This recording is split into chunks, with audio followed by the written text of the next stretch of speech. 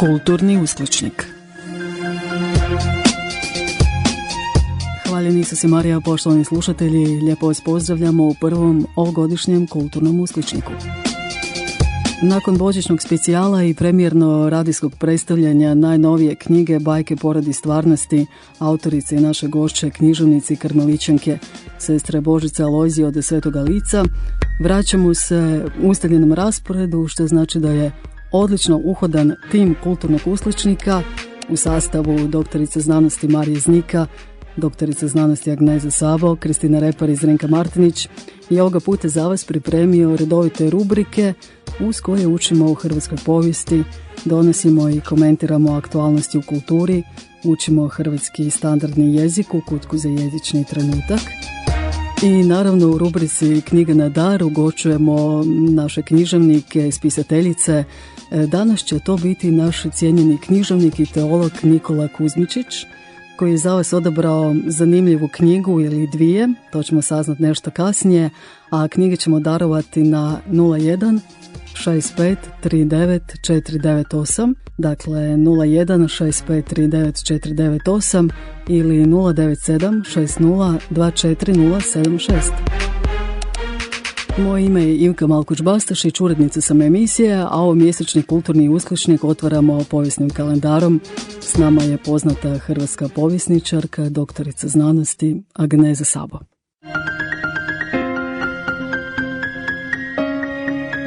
Kulturni uskličnik. Profesorica Sabo, srdačno vas pozdravljamo u povijesnom radijskom kalendaru kulturnog uskličnika. Hvaljeni su si Marija.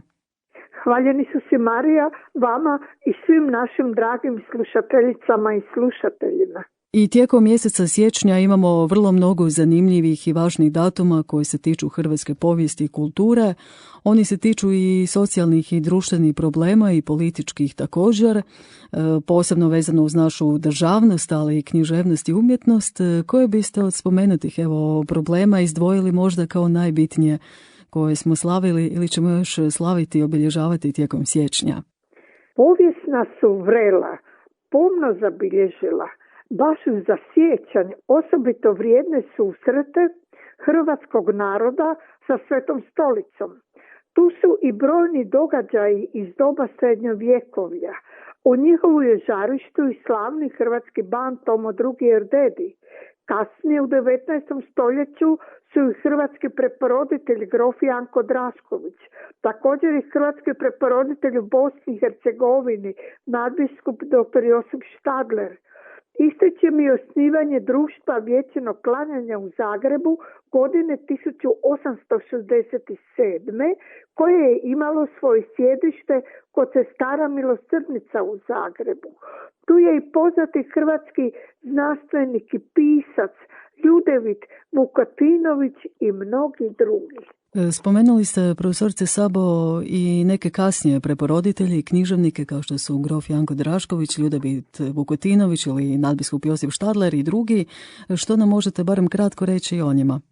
Grof Janko Drašković je slavni hrvatski političar, ali i preporoditelj, ali i utemeljitelj Matice Hrvatske, koja je promovirala hrvatski jezik, književnost i kulturu.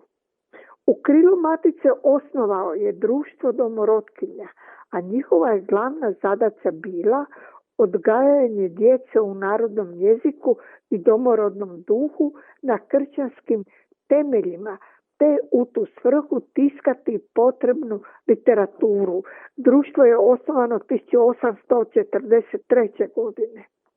I Ljudevit Vukotinović bio je također hrvatski preporoditelj, ali i znanstvenik. On je rođen 13. siječnja 1813. godine u Zagrebu. Ne možemo ovdje navoditi sve brojne zasluge Ljudevita Vukotinovića, osobito u osnivanju hrvatskih središnjih preporodnih institucija.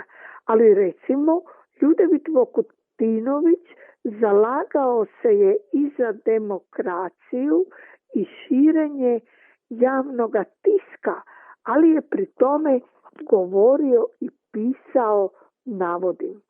Uopće treba paziti na to da što više građana postane dionikom političkih prava i demokracije, jer time jača ljubav prema Ustavu zemlje. Međutim, pisao i govorio Vukotinović, navodim, neka nitko ne misli da stoji sloboda tiska u tome da je moguće sve pisati, svakoga psovati, nijekati Bogu i vjeru, ljudstvo nasiljem buniti protiv vladi i javnome redu. To nije sloboda, to je razuzdanost koja zaslužuje prijekore. Zato mora svaki odgovarati i nositi odgovornost za ono što piše. Ovo su samo kratki pojmovi ustavnog uređenja, pisao je Vukotinović, a oni više spadaju na Hrvatski sabor. Spomenuli ste još i crkvenog velikana, nadbiskupa doktora Josipa Štadlera, koji je danas i sluga Božji. Molimo vas da i njega kratko predstavite našim slušateljima. U hrvatskoj povijesti poznato je da je Štadler rođen 24. siječnja 1843. godine u Slavonskom Brodu. Premda je rano ostao bez roditelja, nakon školovanja i svećeničkog ređenja u Rimu, uvijek je svjedočio osobitu brigu za sirotinju, ali i učvršćenje i širenje vjere i morala te katoličkog tiska u narodu, osobito glasnika Svetoga Josipa i glasnika Presvetoga srca Isusova, kojima je i utemeljitelj. Papa Lav XIII. Imenovao je godine 1881. Štadlera prvim vrbosanskim nadbiskupom sa sjedištem u Sarajevu, osniva i družbu sestara služavki Maloga Isusa, te svim time postaje preporoditelj Bosne i Hercegovine. Štadler umire 1918. na Glasu svetosti, danas je i sluga Božji, a proces za njegovu beatifikaciju prenešen je u Rim. Profesorice Sabo, došli smo do kraja ovomjesečnog povijesnog kalendara u Kulturnom uskličniku. Hvala vam što ste predstavili i podsjetili nas na hrvatske velikane i važne povijesne događaje iz znamenite hrvatske povijesti i pozdravljamo vas do sljedećeg povijesnog kalendara u Kulturnom uskličniku. Hvala vam lijepo, uvijek ću rado surađivati s vama i lijepi pozdrav vama i svim našim slušateljicama i slušateljima. Hvala vam lijepa. Kulturni uskličnik. Vrijeme je, poštovani slušatelji, sada i za infodio Kulturnog uskličnika. Aktualnosti iz kulture komentiramo s našom dragom suradnicom, profesoricom Kristinom Repar. Kristina, lijepi pozdrav. Lijep pozdrav i tebi, Ivka, i svim našim slušateljima. Kristina, evo prvi puta ostvarujemo Kulturni uskličnik iz novog studija i nova lokacija, sve nešto novo, nova godina. Kakvi su dojmovi? Pa dojmovi su sjajni, znači nova adresa, novi studio, nova lokacija, ali isti tandem je tu za vas. Evo, osjećam se sjajno i punu podršku pružam da tebi i svim vašim i našim suradnicima. Evo, oduševljena sam i počašćena što mogu biti, evo, i danas s vama i u novoj godini i evo, baš predivno. Odlično. Nama isto drago što si s nama i zahvaljujemo ti na tome, na tvom angažmanu. I evo, nadamo se i Kristina da će ovaj tandem ugostiti mnogo zanimljivih sugovornika ovdje, pogotovo sad kada malo i pandemija, nadamo se, jenjava, pa će to isto biti lakše. No, vratimo se mi na aktualnosti. Kristina, što ste izdvojila za naše slušatelje danas? Pa evo, za naše slušatelje izdvojili smo nekoliko izložba, dakle bilo je tu i nekih koncerata, neki će i biti, tako da i naravno najava nekih novih događanja. Evo, slijedi nam i Noć muzeja, tako da radujemo se. Tako da kultura zapravo ide i dalje pandemiji unatoč.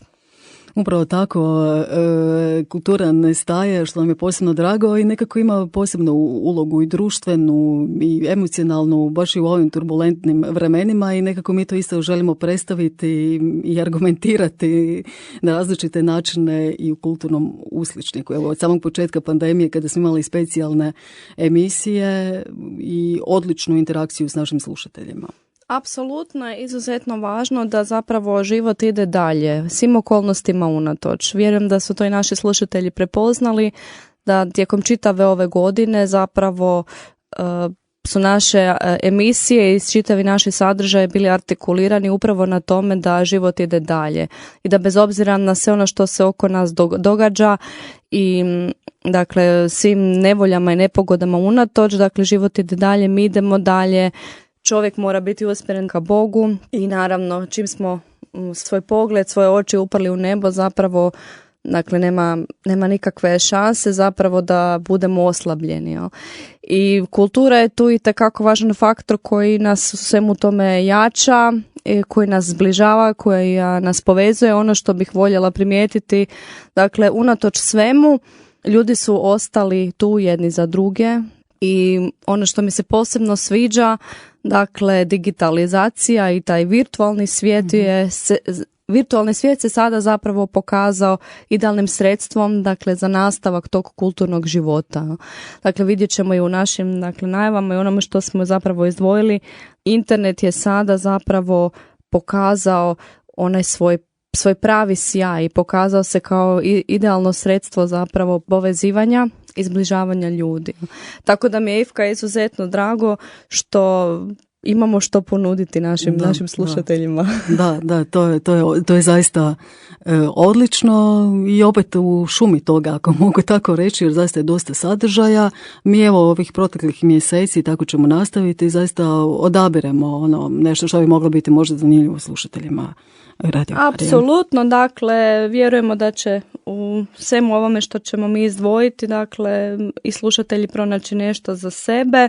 A i da će biti samo to, evo, jedan poticaj zapravo, da je posegnemo za knjigom, da pogledamo neku izložbu i na virtualan način i to će nas sigurno obogatiti i malo, dakle, ohrabriti. Tako je, ohrabriti, dakle, izuzetno je važno, znači, da svaki čovjek u ovoj lijepoj našoj bude u svakom trenutku svjestan da nikada nije sam, da uvijek postoji ona jedna kritična masa koja će biti spremna pomoći. Evo, mene je posebno dirnulo, dakle, evo, dirnula me posebno ta ljubav, znači, svih ljudi, dakle, diljem lijepe naše, koji su zapravo bez razmišljanja se organizirali i bili spremni pomoći. Da, evo kada ovako ovo govoriš, dolaze nam sve one slike koje smo i pratili u medijima i svjedočanstva naših slušatelja koji su se javljali. Vjerujem da će to biti nadahnuće i za mnoge pisce i da će nekako i ovo krizno razdoblje donijeti i nova djela, evo, u svim vidovima nekako i umjetnosti.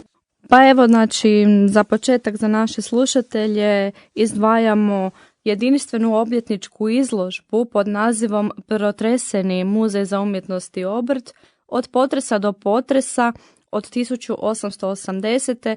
do 2020. godine, koja je posvećena 140. obljetnici osnutka Muzeja za umjetnost i obrt, a iste godine, dakle, kada je i muzej osnovan, Zagreb je pogodio i onaj snažan i razoran potres i Muzej za umjetnost i obrt, dakle, posvetio je svoju izložbu upravo tim događanjima.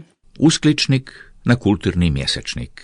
Imamo nešto i za djecu, zbog čega mi je posebno drago. Naime, Hrvatski školski muzej pripremio je za naše najmlađe izložbu pod nazivom Snjegović u Hrvatskom školskom muzeju. Tom izložbom predstavljaju se likovni radovi na kojima se nalazi motiv Snjegovića.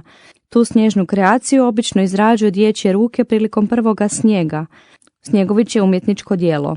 Vijek trajanja mu je kratak, ali su ga zato djeca i učenici kroz posljednjih 120 godina pospremali na listove papira koji se danas zovu muzejski predmeti i čuvaju se u čuvaonicama školskog muzeja. Vi slušate Kulturni uskličnik.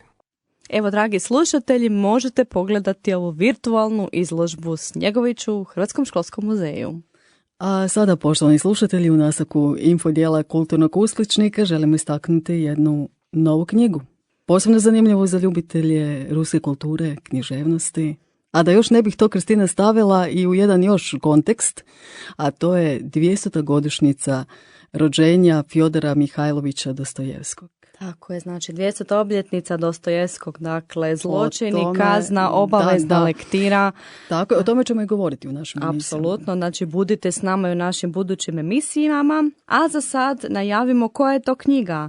Naime, Josip Požarević objavio je knjigu pod naslovom Ruska književnost od 11. do 21. stoljeća. U toj knjizi autor analizira rusku književnost od dijela mitropolita Ilariona Slovo o zakonu i milosti do vrhunskih dijela i književnih imena koja ruskoj književnosti u 19. i 20. stoljeću trajno osiguravaju svjetsko značenje i svjetsku recepciju. Tu se spominju autori kao što su Puškin, Jermontov, Gogolj, Turgenjev, Dostojevski, Tolstoj, Čehov i tako dalje. Svakako se isplati posegnuti za ovom knjigom. Da, i tu isto tako autor nekako prikazuje rasprave hrvatskih rusista, dakle prinose njihove proučavanje opće ruske književnosti, tako da ovako vrlo zanimljivo jedno izdanje. Uskličnik na kulturni mjesečnik. A sada odlazimo u kazališta. Tako je, Ivka, u utorak 19. siječnja u satiričkom kazalištu Kerempuh održana je premjerna izvedba Molijerove predstave Škrtac. Režiju potpisao je Dora Ružak-Podolski, a adaptirao ju je Tomislav Zajec. Pretpostavljam da našim slušateljima Škrca ne treba posebno predstavljati, već pogledajte raspored, dakle satiričko kazalište Kerempuh i sami pođete pogledati predstavu. A mogli bi naši slušatelji poći i u koncertnu dvoranu primjerice? Tako je, nakon što odgledamo jednu krasnu kazališnu predstavu, kao što je to spomenuti Škrtac, 20. veljače u 19:30 zaputite se u koncertnu dvoranu Vatroslava Lisinskog. Tamo vas čeka malo južnjačkoga melosa. Naime, održat će se koncert argentinskog ansambla Orquesta Nacional de Música Argentina. I tom će se prilikom izvesti skladbe poznatog argentinskog skladatelja tanga Astora Piazzole. Ivka, idemo zaplesati u Lisinski. Jedva čekam, evo, i pozivamo naše slušatelje da učine isto. Tako je, glazba i ples povezuju nas i spajaju jednako kao i kazalište. A između kazališta i koncerta mogli bismo otići i u muzej. Tako je, u petak 29. siječnja održat će se 16. digitalno izdanje manifestacije Noć muzeja, koja će tematizirati ulogu muzeja u uvjetima kriza. Tijekom 15 godina Noć muzeja zabilježila je masovnost posjeta muzejima koja je prelazila brojku i od 300.000 posjete tijekom samo jedne noći. A nakon ove emisije bit će to još više. Ovogodišnja 16. Noć muzeja održat će se gotovo potpuno online, osim na onim lokacijama i sadržajima koji se mogu odvijati na otvorenom, u skladu naravno s propisanim mjerama Stožera civilne zaštite Republike Hrvatske. Znači, ponavljamo, 29. siječnja, 16. Noć muzeja. Budite tamo. Vi slušate Kulturni uskličnik. Kristina, evo došli smo gotovo do kraja naše inforubrike. Inforubriku zakružit ćemo i ovoga puta jednim posebnim glazbenim prilogom, zar ne? Tako je, naši će slušatelji imati priliku čuti pjesmu jednog posebnog duhovnog naboja, vrlo aktualna pjesma za ova vremena, dakle mogli bismo reći svevremenska. Naime, pjesma govori o tome kako se čovjek treba uvijek pouzdati u Božju ljubav, da njegovo povjerenje u Boga treba biti 4 sata na dan, 7 dana u tjednu, dakle uvijek i bezuvjetno. U trenucima patnje, boli i žalosti čovjek treba jednakom snagom, jednakim zanosom i jednakim uvjerenjem, dakle veličati Boga i njegovu slavu, a o tome upravo govori ova pjesma God on the Mountain ili Bog na planini ili sa planine. U izvedbi pjevačice Linde Randall. Vjerujem da će se našim slušateljima itekako svidjeti. Evo upravo ovi zapravo stihovi, nekako i naslov pjesme, ovo čemu si ovako lijepo govorila, uvode nas i u životnu priču, ako mogu primijetiti, evo našeg gosta u rubrici Knjiga na dar koja slijedi. Naime, Nikola Kuzmičić, s kojim razgovaramo o nastavku i u najtežim životnim situacijama, nije zastajao, već je nastavljao put. Slikovito je to to uspinjanje na planinu k cilju, čemu i svi idemo i stremimo. Zar ne, Kristina, to je zapravo nekako i priča o tome kako se ne smijemo obeshrabriti. Evo, nekako to može biti i naša poruka ovog dijela s ovom pjesmom. Evo. Tako je, znači nemojte se dati obeshrabriti, nemojte se bojati, nemojte živjeti u strahu. Nikakvo nam se zlo ne može i neće naravno dogoditi, jer dakle Bog nam jamči da nam ni vlas glave otpasti neće. Tako je. Kristina, hvala ti na sudjelovanju u Kulturnom uskličniku. Hvala i tebi, Ivka, bilo mi je zadovoljstvo kao i svaki put. Srdačno pozdravljam sve naše slušatelje, svima želim obilje Božjeg blagoslova, mira, radosti duha, radosti srca i Bog je uvijek uz nas, nemojmo to zaboraviti. Tako je, i pozvat ćemo slušatelje da sada i dalje ostanu s Kulturni uskličnik, jer ćemo darovati nekoliko lijepih posebnih zaista naslova našeg gosta Nikole Kuzmičića. Hvala si, Marija. When you're up on the mountain, the talk comes so easy. When life's at its best, now it's down in the valley of trials and temptations. That's where your faith to the test. For the God on the mountain is still God in the valley. When things go wrong,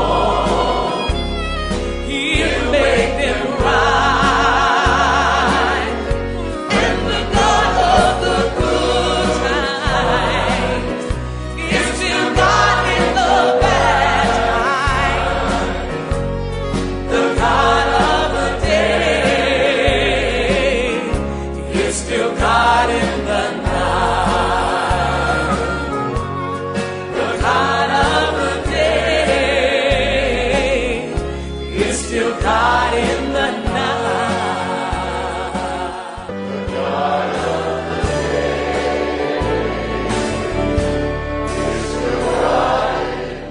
Knjiga na dar.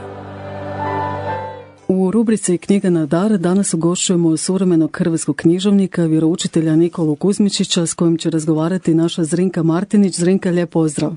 Također tebi, Ivka, pozdrav i našim cijenjenim slušateljima i naravno našem današnjem gostu. Nikola Kuzmičić široj javnosti poznat kao dobitnik nagrade Ponos Hrvatske. Naime, cijeli osvojen veliki iznos u popularnom televizijskom kvizu darovao je u humanitarne svrhe, no možda nije toliko u javnosti bio istaknut da je Kuzmičić nagrađivani pisac. Njegov roman Knjiga puna sarma čitali smo u Glasu koncila, a ulomke iz knjige I danas govorim slušali smo na Hrvatskom radiju, a u programu Radio Marije rado smo prenosili uvijek i poticajne ovako obogaćujuće stihove iz pera našega gosta. Gospodine Kuzmičić, srdačno vas pozdravljamo, dobrodošli prvi puta u Kulturni uskličnik i u novi studio Radio Marije. Vi ste zapravo prvi gost sada u ovoj rubrici u novom studiju. Drago mi, prvi se pamte. Bolje vas našao i pozdrav vama i svim slušateljima. I prvi u nove godine. Je li tako, Zrinka? Je, slažem se. Draga Zrinka, evo gospodine Kuzmičić, prije nego što nastavimo, napomenut ćemo našim dragim slušateljima da ćemo i danas darovati knjige. Točnije, dva naslova našeg dragog gosta, gospodina Kuzmičića, pa ćemo samo istaknuti brojeve našim slušateljima s obzirom da su brojevi novi. Dakle, brojevi su 01 65 39 498 ili 097 6024 076. Zrinka, izvolite. Hvala. Gospodine Kuzmičiću, iz vaše biografije je vidljivo da ste rođeni na Hvaru, maturirali ste u Splitskom sjemeništu, a diplomirali na KBF-u u Zagrebu. Radili ste kao vjeroučitelj, najprije u Samoborskoj osnovnoj školi, a potom u gimnaziji Tituša Brezovačkog, u kojoj ste i danas. Je li KBF bio vaš prvi odabir ili ste željeli studirati još nešto? Ne, teologija je bila moj prvi i jedini odabir, pogotovo u to vrijeme kad sam ja počeo studirati 1988. godine, još uvijek sam imao želju postati svećenik.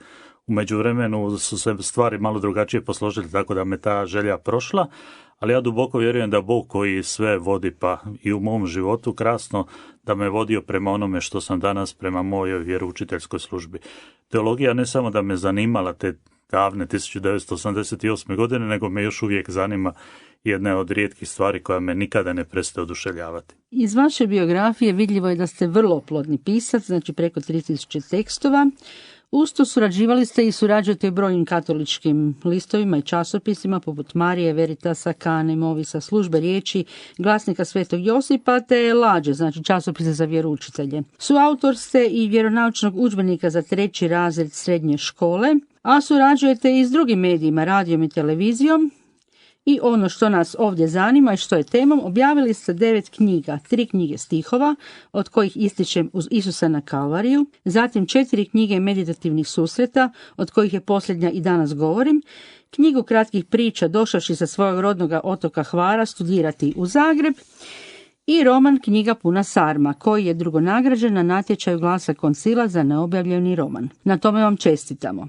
Hvala. Na što ste od toga posebno ponosni? Na sve sam ponosan. Posebno sam ponosan na to da postoje urednici koji me žele objavljivati, a još više na to da postoje čitatelji koji me žele čitati.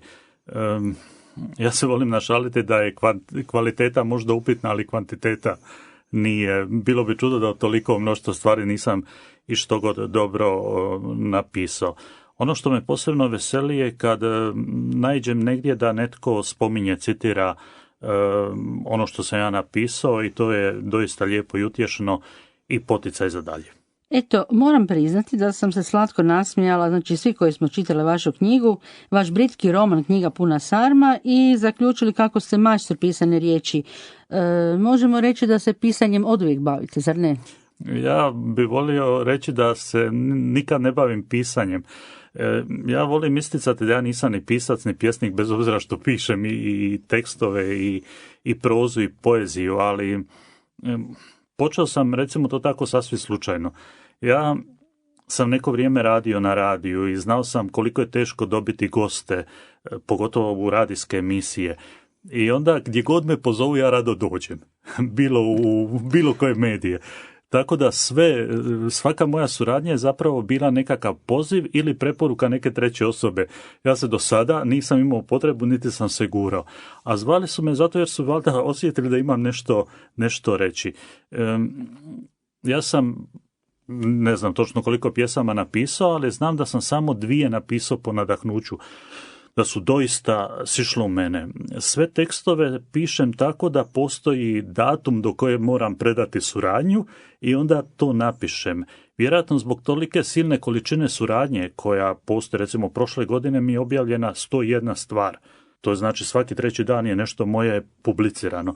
Zbog tolike silne suradnje vjerojatno nemam ni potrebu nešto napisati jer se izrečem kroz ono što pišem, ali ne volim se smatrati piscem. Ja se volim smatrati vjeroučiteljem koji sve živo koristi za navještanje evanđelja, među ostalim i ovaj roman Knjiga puna sarma. On je duhovito štivo, zanimljivo štivo, on je roman jer je te strukture, ali je prvenstveno kateheza, jer ono malo vremena što mi je Bog dao, ja bi ga rado iskoristio za navještanje evanđelja. Evo onda odmah pitam, ima li u tom romanu autobiografskih elemenata ili je sve izmišljeno? Dakle, struktura je recimo to tako autobiografska. Na kraju krajeva prva rečenica u romanu na koju sam ponosan, zato sam je napisao prvu, glasi: moja majka Imoćanka, otac Hvaranin. To je činjenica. Moja majka, pokojna, Bog je dao pokoj duši, inače je slušala Radio Mariju i Radio Marija je bila velika utjeha u posljednjim danima života. I njoj i ocu, ali pogotovo njoj koja je duže bolovala i duže bila prikovana uz krevet i slušala Radio Mariju. Dakle, ona je bila Imoćanka, moj pokojni otac je bio Hvaranin. To je činjenica, ali osim tog okvira, stvari koje se opisuju unutra su izmišljene, nisu autobiografske. Ja sam prije ovog romana napisao i ovu knjigu, došavši sa svoga rodnog otoka Hvara, radi se o istim likovima. To je 21 kratka priča od 46 priča koje su izlazile u Pogledu, mjesečniku. Neki ljudi su zazirali od objavljivanja toga kao štiteći moj dobar glas, jer su mislili da su stvari autobiografske. Ne, nisu. Stvari su izmišljene, ali da kako postoje faktori koji su činjenični, jer ja nisam tako dobar pisac da bi apsolutno cijeli svijet izmislio, nego od nekih stvari polazim, ali cijeli zaplet, cijele priče, likovi su sve izmišljeno. Da, čovjek uvijek polazi od sebe, znam. Jasno. Dobro. Pa eto, ta se knjiga čita u dahu, mislim. Ja bih je preporučila svima, mislim, živimo u izazovnim vremenima, neki bi rekli depresivnim vremenima, no zanima me jeste li je tako brzo napisali kako se ona brzo čita? O da, nevjerojatno, ali istinito napisao sam je u 12 dana. To je ono, ja sam znao pisati satima. Zašto? Raspisan je bio natječaj Glasa koncila za roman i bio sam na zagrebačkom hodočašću na Mariji Bistrici. Tamo sam susreo dragog čovjeka, inače pisca Tomislava Šovagovića, koji je bio zgrožen činjenicom da se nisam prijavio na natječaj. Da ne bi razočarao dragog čovjeka, dragog prijatelja, onda sam u tad preostala 2 tjedna, 14 dana koliko mi je preostalo, napisao roman, ali ga nisam pisao 14 dana jer sam 2 dana morao ostaviti za pisanje redovite suradnje koju sam imao, tako da sam ga napisao u 12 dana i to se na neki način osjeti, ta zgusnutost. Ja sam Bogu zahvalan što mi je dolazilo, jer nije postojala nekakva struktura. Tamo ima u romanu opis večeri poezije koja se održava, koja je onako, meni cijela ta priča je zgodna u tom romanu. Ja sam doista napravio popis od nekih 60-ak pjesama i onda sam doista, kao što i pišu u romanu, izvlačio papiriće, tako da nitko, uključujući i mene dok sam to pisao, nije znao koje će pjesme biti izvučene i na temelju toga sam opisao ono što se dogodilo. Dakle, nije da sam birao pjesme i onda slagao priču, nego doista su pjesme same izabrale sebe. Tako da je roman napisan u dahu, a drago mi je da se i čita u dahu. Volio bi da barem nekoga ostavi i bez daha, odnosno da mu udahne malo duhovitosti. Je, zaista, da, jer se temelji na komediji situacija, komediji zablude, mislim, i sve to privlači čitatelja. Naravno, i vjerujem da ste sve opisali onako suprotno od onoga što u stvari jest, da biste poticali maštu. Ma naravno, roman je na neki način kao ima karikaturalnih momenata. Teško mi je zamisliti nekoga ko bi bio baš toliki socijalni idiot ili toliko nepovezan sa stvarnošću. Na kraju krajeva ova ključna zabuna nastane od toga da netko pročita riječ ne skužeći da bi trebala biti kvačica. Eto, ali, da, to je i sam naslov. Da, sam zapravo naslov, je knjiga puna šarma. Da, prijatelju, niste donijeli samo šarm, nego i sarme. Da, i one se provlače cijelim romanom i na kraju vam prijatelji donose opet te iste sarme. Volite li vi uopće sarmu ili ona je ovdje slučajno samo igra riječima i okosnica komedije? Dakle, sarme su zbog toga, jer je, nadam se da će puno naših slušatelja pročitati knjigu, ali da znaju otprilike o čemu se radi. Radi se o tome da je netko dobio SMS-om poziv na Tulum i kad je pitao što treba donijeti, dobio odgovor samo puno sarma. Na pitanje kako to da traži netko sarme, onda je ovaj odgovorio, znaš da nikad nemam želja, a to kad se napiše bez kvačice ispada nemam nikad zelja. I onda se dalje pitalo kako, kao pusti masti na volju, u smislu pusti mašti na volju, i onda su nastao cijeli... I sve se, apsolutno, sve se poklopilo, na kraju krajeva kad su ga zezali zašto nije ispekao kokos. Dakle, mnoštvo tih stvari je zgodno i smiješno, to je bio povod meni. Ja inače volim se igrati riječima, te igre riječi su čudesne, što se sve može izreći i kako se može izreći. Inače, zadovoljan sam što smo na radiju, pa naši slušatelji ne moraju vidjeti kako izgledam, jer bi onda vaše pitanje o hrani bilo malo suvišno. Ja, bez obzira što izgledam ovako kako izgleda, nisam ljubitelj hrane, pače, nekako se srdim kad se život ljudski svodi isključivo na hranu. Meni je sama činjenica riječ sladokusac nepojmljiva. Postoje beskonačno puno... Da. Postoji puno ljepših slasti u životu od samog kusanja. Postoji zadovoljenje potrebe i lijepo je kad je to zadovoljenje potrebe začinjeno ukusom, ljepotom, bojom, izgledom. svim onim što veseli čovjeka, ali svesti život samo na to da bi se zadovoljavalo bazične potrebe, za mene kao kršćanina je nešto neprihvatljivo. I zato ja bih volio da se knjiga Puna sarma čita s jedne strane kao zabavno štivo, što ono doista je, ali s druge strane kao svojevrsna poruka o kojoj se itekako da razmišljati. Jedna od tih poruka je upravo tome koji nesporazum može nastati u životu kad namjesto šarma, što je duhovna kategorija, pomislimo na sarme, što je materijalna kategorija. I takvih stvari ima koliko god hoćete i u knjizi i u životu. Slažem se. Eto, vratit ću se na ono ponosno isticanje svojeg podrijetla, majka Imoćanka, otac Hvaranin. Pa eto, zanima me, jeste li svojim sinovima, svojoj djeci, dakle, usadili isto taj južnjački mentalitet ili ste ih odgajali više kao Zagrepčane? Prije nego što vam odgovorim na pitanje, samo da spomenuli smo prvu rečenicu koja glasi moja majka je Imoćanka, otac Hvaranin, i namjerno sam napisao tu rečenicu jer ja kao mnogi vjerojatno čitatelji najprije krenu vidjeti koja je prva rečenica i obično mnogi žele vidjeti koja je posljednja rečenica. Zadnja rečenica u ovoj knjizi je baš mi je drago da sam se rodio. I to je ono što ja želim poručiti knjigom.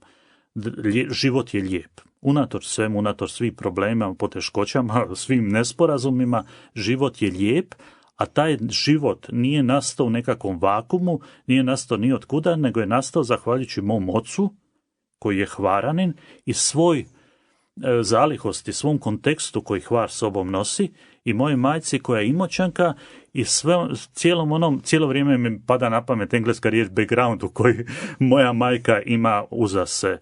Ja nisam nastao ni od kuda. Ja sam dijete mog oca Hvaranina, koji je također dijete svog prostora, dijete svog vremena, i moje majke koja je dijete svog prostora. To su dva mentaliteta koja su čudesna, božanstvena. Ono što ja napišem, što piše u knjizi da mi je rekla kao profesorica, ta imotska mudrost i hvarska kultura koji su nevjerojatno krasni, bogati, koji su se skupili, i moji roditelji su meni to darovali. Kako su mi darovali? Ne tako da su mi docirali, držali predavanja o tome što je Hvar, što je imotski, nego su jednostavno živjeli ono što jesu.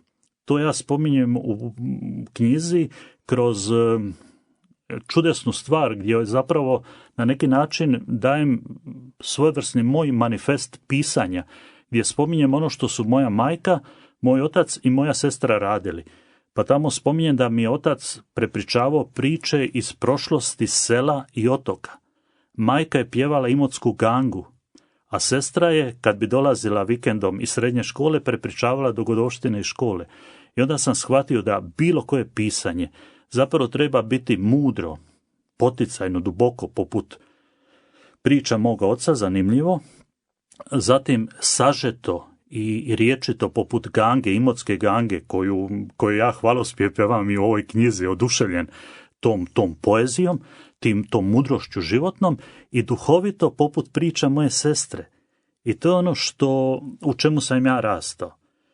I sad se vraćam na odgovor na koji ste pitali, način na koji sam ja odgajao svoju djecu. Odgajao sam upravo tako.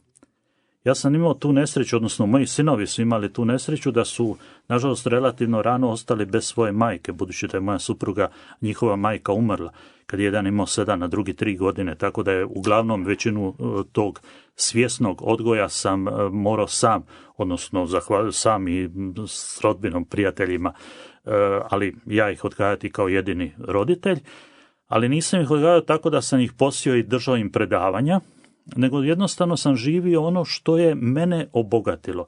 A ja sam doista imao blagoslovljen život u svom Zastražišću na otoku Hvaru, blagoslovljen život u Splitskom Sjemeništu, zatim kad sam prešao u Zagrebu, i onda sam počeo raditi u Samoboru. Mislim, imati tu mogućnost Hvar, Split, Zagreb i Samobor, a ne stvoriti nešto od svog života, možda ne bi bio grijeh, ali bi bila sramota.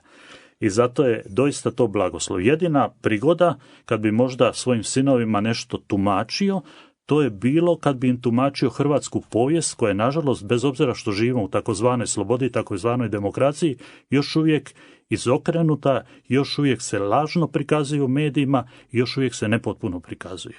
A želim da moji sinovi s ponosom znaju da su sinovi hrvatskog roda koji je čudestan, koji je lijep. Da kako da u našem narodu postoji grešnika, postoje nedovoljno dobrih ljudi u povijesti i u sadašnjosti, ali generalno gledajući imaju se čime dičiti. Meni je žao što su u medijima to ne govori i to sam im tumačio. Sve drugo sam ih odgajao. Ja to volim usporediti s molitvom. Ja svoje sinove nikada nisam učio moliti, niti kako se ponaša na misi. Ali moji sinovi znaju moliti i znaju kako se ponaša na misi.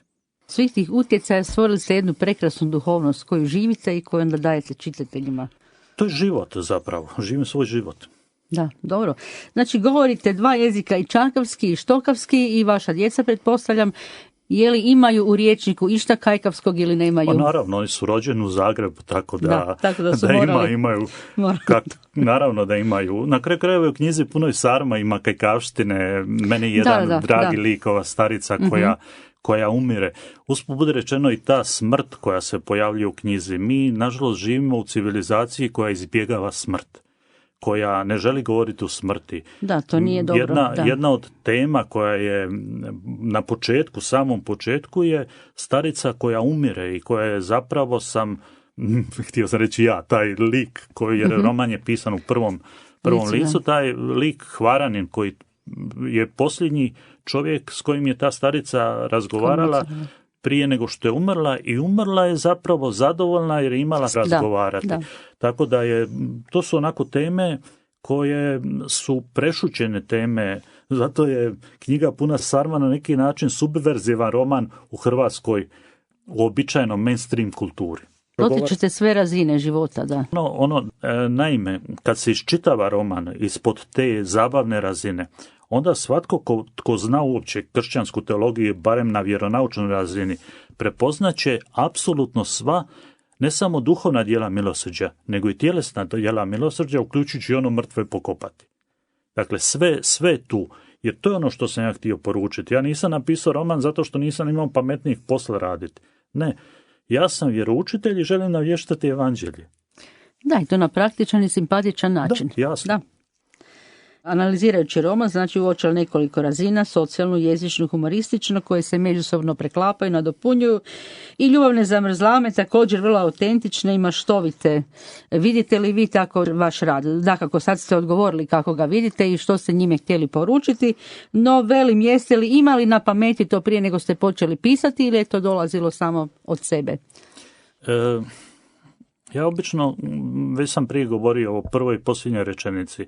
Inače, kad pišem, imam ili prvu ili posljednju rečenicu. Sve drugo na neki način dođe samo od sebe. Ja se uvijek prije pisanja, bilo kojeg pisanja pomolim i nadam se da me slušatelji neće krivo razumjeti. Bogu sam zahvalan zbog nekih stvari koje mi padnu na pamet tijekom pisanja. Tako da sve što je napisano unutra i sve što se može prepoznati unutra nisam imao namjeru, neke stvari su izišle, ali opet ponavljam, nek mi se krivo ne shvati, što ću parafrazirati, odnosno doslovno citirati Sveto pismo, usta govore ono čega je srce puno. Dakle, ja nisam mogao napisati nekakav krvavi horor, jer toga u mom srcu nema. Napisao sam ono što je u mom srcu nije ništa drugo nego želja za navještenjem evanđelja. I ispalo je fantastično. Knjiga je napisana, formalno znači možemo na 12 poglavlja podijeliti. Da. Je li je tih 12 poglavlja namjerno ili slučajno? Znači, je li tu bila simbolika broja 12 ili je tako? Da. Radi se o simbolici broja 12 koja je bitna u biblijskoj simbolici. Moglo je biti koje poglavlje više, koje poglavlje manje. Na kraju krajeva čitatelji će vidjeti da neke stvari se presjecaju i relativno neprirodno. Osim toga onda poglavlje počne pa se vraćamo u vrijeme koje se događa u onom prošlom poglavlju, ali je poanta u tome da je broj 12 i to sam namjerno htio. Odlično. Sada, dosta poglavlja, pogotovo u drugom dijelu, započinje biblijskim citatima, čitanjima, znači latinskim sentencijama. Je li to ciljano napisano, znači je li to poruka čitatelju kako bi kršćanin trebao započeti dan, znači svetom misom, molitvom, ili je i to bilo slučajno ili... Hvala vam što ste to primijetili. Dakle, nije bilo slučajno. Svako poglavlje počinje, dakle, nekim citatom. Citatom iz meni dragih autora ili meni dragih knjiga. Među ostalim, jedna od najdražih knjiga mi je dakako i Sveto pismo. Postoji, dakle, počecima, molitvama i tako dalje. Uvijek na početku prve rečenice, nekada jedna rečenica, nekada cijeli pasus, je uvijek citat nekog drugog autora. Ja to ne navodim kao citat, nije na koji način napisano, inače će pažljivi čitatelji moći prepoznati reminiscencije na neke druge stvari gdje sam poznatije, manje poznate, gdje sam uzimao. Recimo, već ta spomenuta starica koja umire u knjizi, spominje tu kočiju kak sneg bleščeću. Mm-hmm. Taj izraz vugartlecan dopelal kočiju kak sneg bleščeću je stih iz pjesme Meni drago. Za čas skratiti. Ne, to je vrt, dakle, ali taj stih je iz pjesme Meni dragog, velikog, genijalnog pjesnika Branimira Motočića, koji nije poznat u javnosti, ali je meni itekako drag i to sam jednostavno preuzeo od njega i mnoge druge stvari su na tako način pokupljene, skupljene i utkane u tu knjigu. Da, sjajno, mislim, to je ono što čini knjigu umjetnički vrijednom, vrlo vrijednom. Eto, ovoj se knjizi nema što zamjeriti, već samo uživati u njoj. Možda je zgodno spomenuti da sam osim ovog romana Knjiga puna sarma, za sad je to u rukopisu i nadam se da će jednog dana ugledati svjetlo dana, sam napisao još 365 priča o tom Hvaraninu. Recimo, za svaki dan. Da, za svaki dan u godini, plus jedna za uvod, to može se i 29. veljače čitati. Recimo u knjizi Došavši sa svoga rodnog otoka Hvara studirati u Zagreb objavljene 21 priča. Znači, barem jedno 15-20 knjiga bi se moglo od tih priča složiti. I još pišem jedan roman gdje je ovaj Hvaranin u 3 faze. Jedna je gdje je student, kao i u ovoj knjizi Punoj sarma, drugo je recimo jedno 15 godina kasnije i onda u trećem dijelu još jedno 15 godina kasnije, za sad je radni naslov Kako su se mijenjali Jan i Sava. To je opet igra riječima. Da. Dobro, ja bih spomenula i vašu najnoviju knjigu I danas govorim. Knjiga je isto prekrasna. Ja sam uočila jednu jako zgodnu crticu koja govori o skromnosti. Znači, budući smo mi Radio Marija, znači naša zaštitnica je Blažena djevica Marija i ta skromnost koju spominjete, zanima me kako bismo, pogotovo mi žene, uspjele zadržati tu skromnost, znači to djetinje što čuči u nama, a što se možda s vremenom izgubilo. Imate li takav savjet? Opet ću prije nego što vam odgovorim, ako smijem samo malu digresiju napraviti, u toj knjizi Danas govorim se radi o točno 100 meditacija koje sam ja tijekom godina izgovorio na Hrvatskom radiju. I onda su probrane te meditacije neke i objavljene tamo. Skromnost je poput mnogih drugih kategorija u kršćanstvu isto i poput ove smrti stvar od koje se zazire. Zato jer postoje različita tumačenja. Ljudi obično smatraju da skromnost treba povezivati sa nekakvim njekanjem sebe ili samozatajnošću u negativnom smislu. Skromnost je realna slika o sebi. Blažena djevica Marija, naša Isusova mama, nas izvanredno može naučiti skromnosti u 2 dimenzije. 2 napasti koje ona imala, a Bogu hvala im je odoljela i nama pokazala primjer kako se ponašati. S jedne strane ona je imala napast da podcijeni sebe. Mislim, tko sam ja? Obično nazaretska djevojka. A ta obično nazaretska djevojka je postala Božja majka. S druge strane imala napast da precijeni sebe i da pomisli, gle, ja sam Božja majka. A onda, premda je Božja majka, ostala je skromna nazaretska žena. I to je čudesna stvar koja je meni kod Blažene djevice Marije, kod Isusove i naše mame, izuzetna. Jer svatko od nas u životu upravo ima te 2 ključne napasti. Da se umisli da je veći od sebe, za sva vremena, da sve počinje od njega i da je ključna i neizostavna faca, a s druge strane da pomislimo da smo nitko i ništa.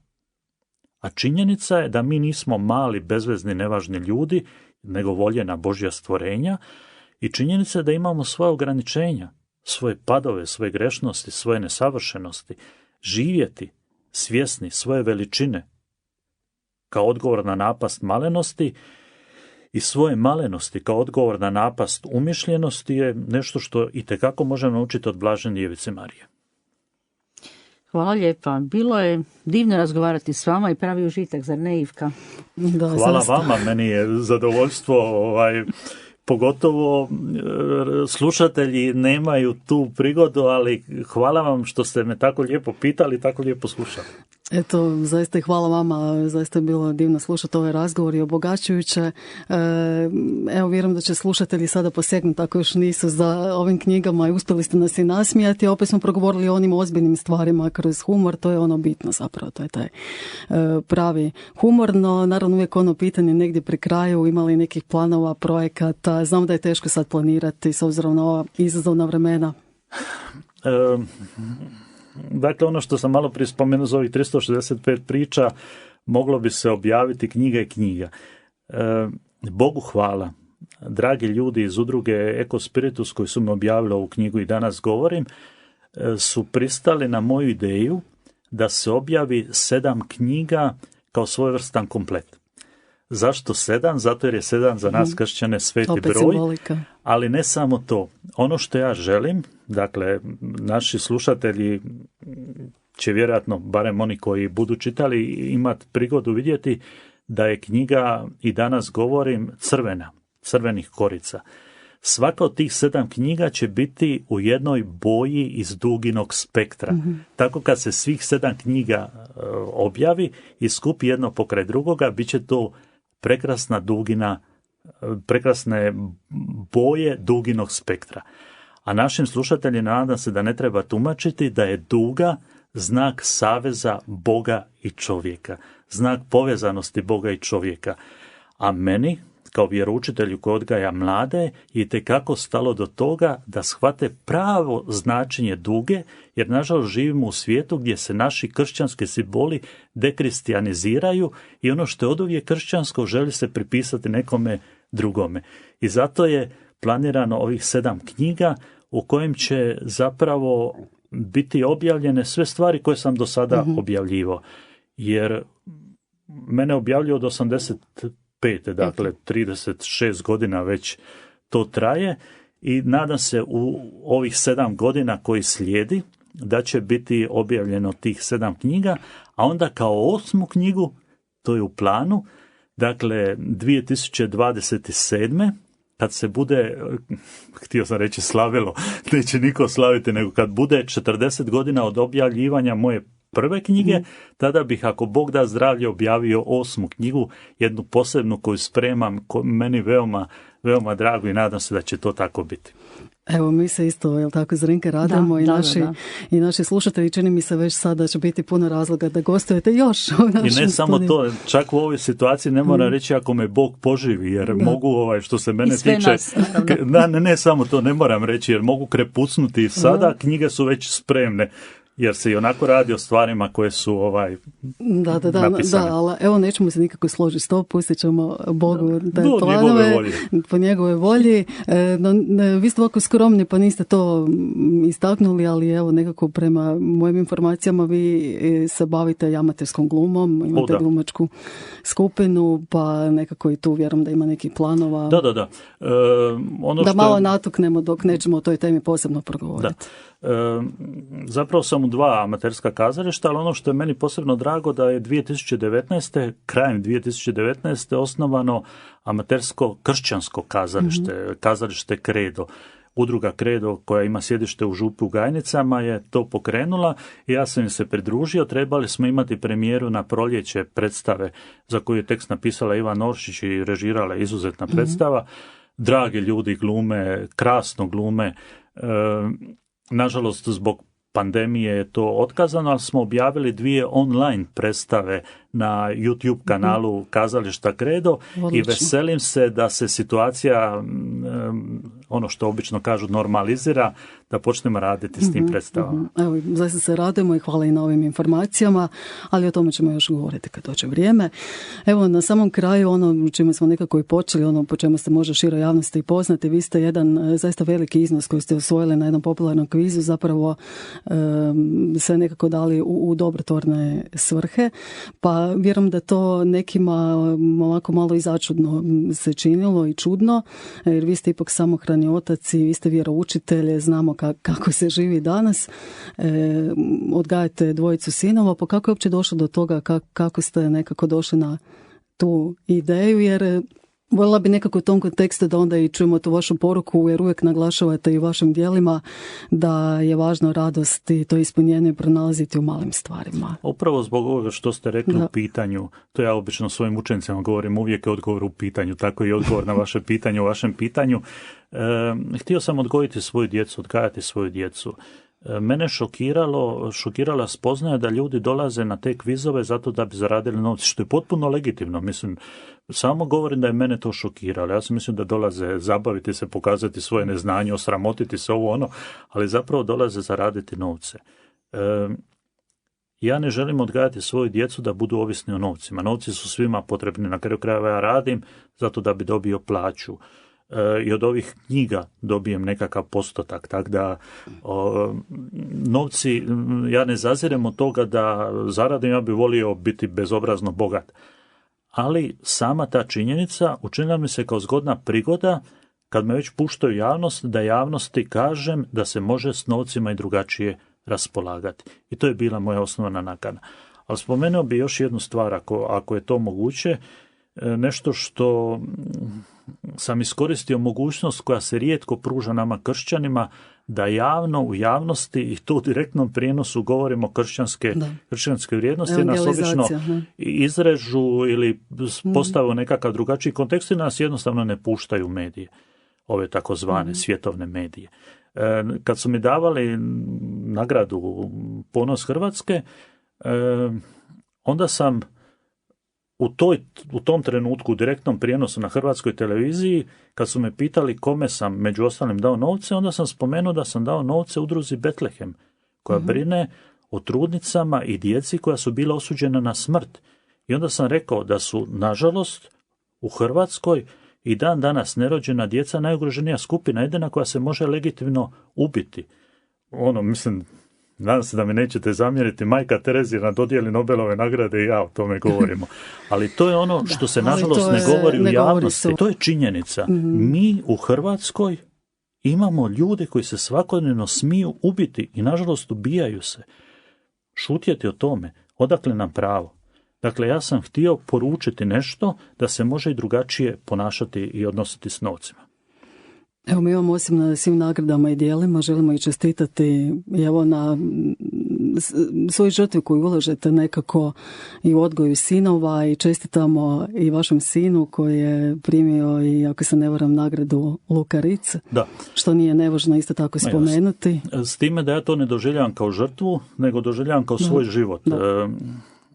Moji sinovi su meni dragi, ako ništa drugo, zato što su sinovi supruge, moje supruge, mamini su sinovi.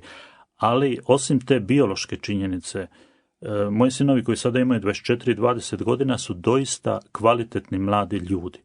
Ja se svakodnevno molim Bogu za njih i nitko ne zna što život nosi i što čeka, ali do ovog trenutka, do današnjeg dana, do ovog siječnja 2021. godine, ja mogu biti beskrajno Bogu zahvalan na njima, jer su doista kvalitetni mladi ljudi i volim ih ne samo zato što su mi sinovi, nego ih volim zato jer su kvalitetni ljudi.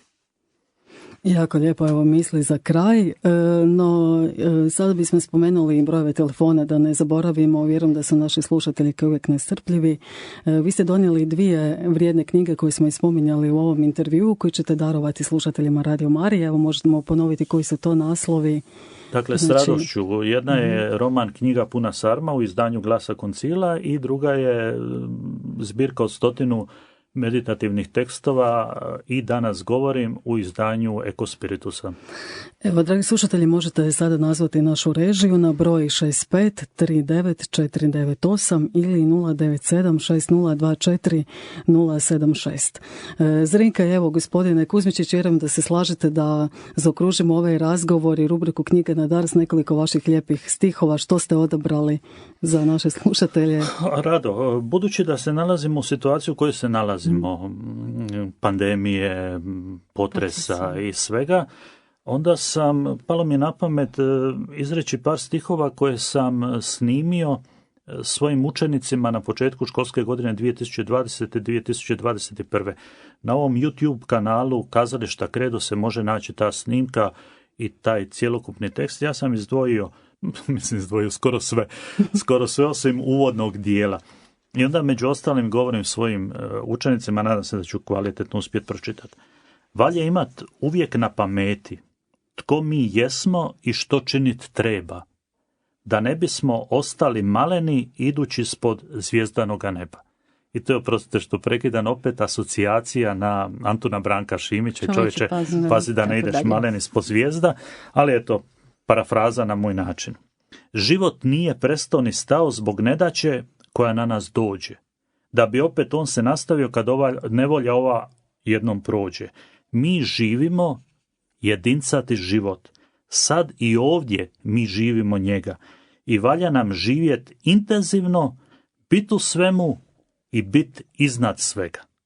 Zato baš svaki trenutak svojeg mladog, jedinog života proživite da iz njega pršti ljubav, zanos, marljivost, dobrota. Izgrađujte i volite sebe. Svakim danom budite sve bolji, a čovjeka uvijek susrećite sa osmijehom i u dobroj volji. Pomozite kome pomoć treba, dobrim dijelom i riječju što krijepi. Za nevolje i potrebe bližnjeg ne budite ni gluhi ni slijepi. Svakog dana marljivo učite, radoznali sa puno pitanja, otvoreni budite mudrosti što vrijednija od pukog je znanja. Postavite vi budne čuvare, neka paze, da u srce vaše ne uvuku strah sitje skoba, crne misli što čovjeka plaši. Povjerenja imajte u Boga, koji sama ljubav je i nježnost. Svaku tamu otjerajte svjetlom, vi budite potrebna nam svjetlost. I molite ustrajnost i snagu, dok kraj dođe ovoj tamnoj noći. Čovjek s Bogom ničeg se ne boji, pa dolinom smrti da je proći. Hrabro naprijed, slušatelji moji, dan za danom, pa do Božje volje. Učinite da je dobro danas, a da sutra bude još i bolje. Ko ne bi učio uz ovakve stihove? Upravo tako, jako aktualno je danas za današnju situaciju. Evo, gospodine Kuzmičić, još jedan puta hvala vam lijepo na gostovanje u Kulturnom usličniku. Hvala vama na pozivu, bilo mi je veoma ugodno. I pozdrav svim slušateljima. Tvoj duh me ovija kao plašt, neprobojani ti. Kako je divno hoditi u tvojoj prisutnosti, Bože. Močiti korake u tvojoj jakosti, kročiti dno crvenog mora mimo uzavrelih voda, mimo uzavrelih voda. Moja duša u tvome krilu počiva, na tvom planu ja živim dane svoje. Srce bije ispunjeno srećom. O Jahve, ljubav je tvoja preobimna za ove naše hlinene posude, posude.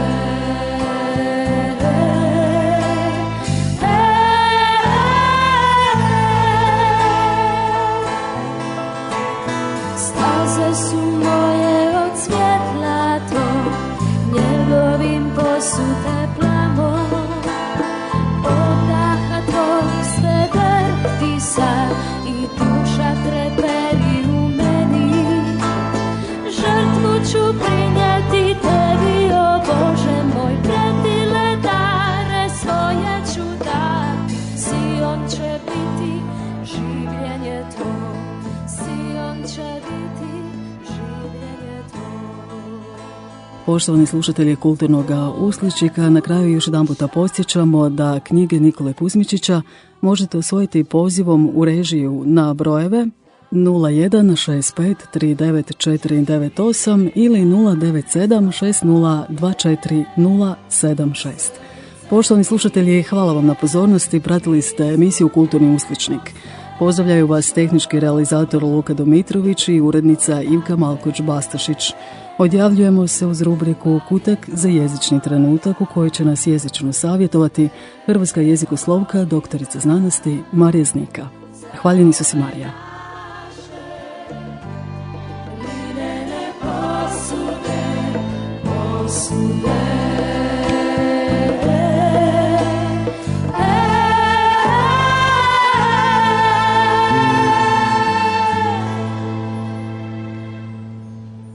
Kutak za jezični trenutak.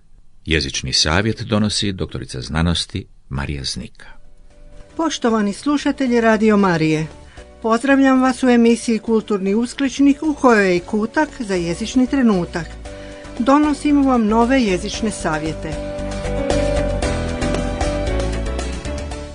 Novinarske ili novinske redakcije.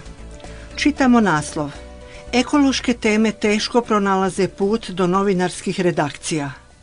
Ekološke teme uvijek su sklizak teren, osobito kad negdje iscuri kakav otrov ili nafta, ali one mogu biti i jezično sklizak teren, kao što nam potvrđuje navedeni naslov. Riječ je o dva pridjeva, novinarski i novinski. Novinarski se odnosi na novinare, tiče se novinara, na primjer novinarski posao, novinarski kodeks, novinarski prosvjed i sl. Novinski se odnosi na novine, novinski naslov, papir, članak, izvještaj, citat, pa i novinska redakcija, uredništvo pojedinih novina. Sada nam je jasno da je trebalo reći da ekološke teme teško pronalaze put do novinskih redakcija, to jest do uredništva pojedinih novina.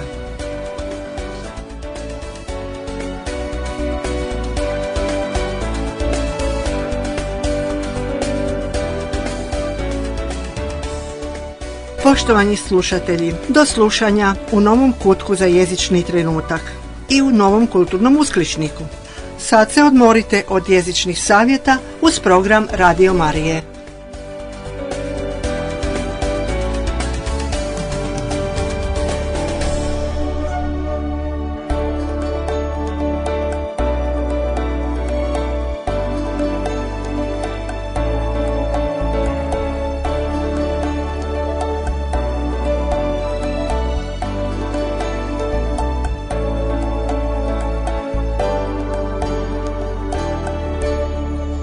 Kulturni uskličnik. Radio Marija.